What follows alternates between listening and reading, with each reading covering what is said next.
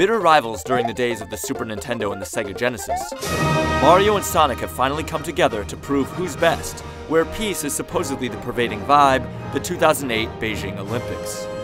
Mario and Sonic at the Olympic Games lets players compete in the world's most celebrated sports competition without booking an international flight.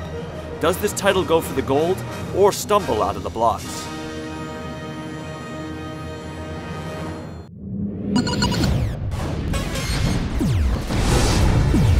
Mario and Sonic's biggest strength lies in its wide variety of events and ways to play. 24 sports are represented, including freestyle swimming, table tennis, the javelin throw, skeet shooting, the long jump, and even fencing.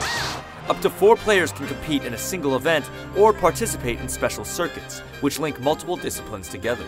Completing circuits is the only way to access new events, so it's nice that you can play with your friends as you work towards unlocking them all.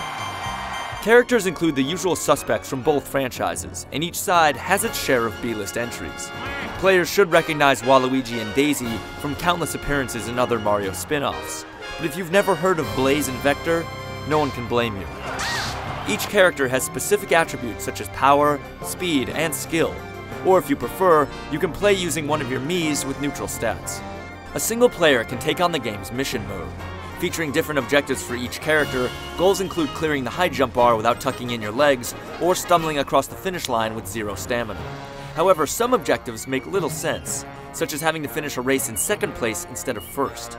Mario and Sonic also lets players learn bits of Olympic trivia, but in order to see the answer for each question, you have to complete a pointless minigame like Whack-A-Mole. There are enough circuits and events to keep a group of friends from getting bored too quickly, but the random single-player objectives don't really add much to the game.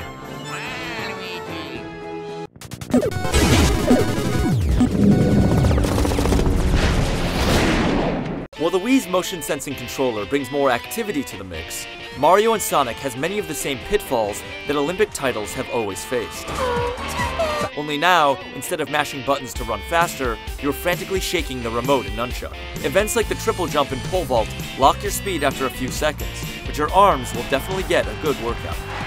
In an artificial attempt to make the game more challenging, many events have complicated or irritating mechanics tacked on. The game penalizes you for thrusting the remote too hard during a jump or javelin throw, and experimenting to find the right amount of force can be a fruitless exercise in frustration. Rather than simply judging rhythm, rowing competitions ask you to push random button combinations with each stroke, which will surely exasperate non-gamers trying to locate the Z and B buttons. Meanwhile, vault routines have you twisting and turning both controllers in tandem, but it's difficult to tell how your motions relate to the action on screen or what it takes to please the judges. What? As you'd expect, the better events are the ones that mimic real-life exercises more closely. Table tennis isn't much different from Wii Sports Tennis. I'm a winner! Archery has you pulling the arrow back with one hand and then lining up 2 cursors to aim, replicating the sense of holding a bow with both hands. 10. And to win longer 400-meter races, you have to shake the controllers at a more relaxed pace, saving your energy for the final dash to the finish line. Goal! There are also 4 fantasy-based Dream events. Dream Fencing and Table Tennis simply add special attacks to the mix, while Dream Race is basically a watered-down version of Mario Kart on foot, complete with bombs and Koopa shells.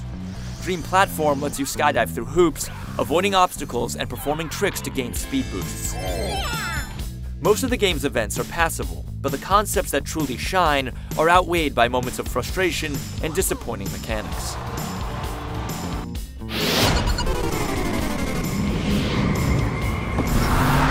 The characters in Mario and Sonic don't look too bad. Not too bad, right? But it's clear that SEGA and Nintendo went with the bare minimum in the game's presentation.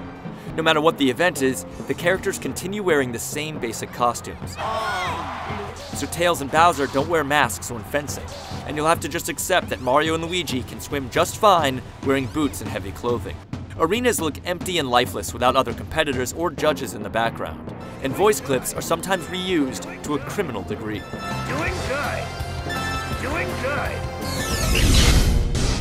Mario and Sonic at the Olympic Games can be fun with friends, but many of the events are tiresome in more ways than one. Overall, it lacks the polish and simplicity to compete with so many other minigame collections on the Wii, leaving the unlikely pairing of mascots as its biggest draw.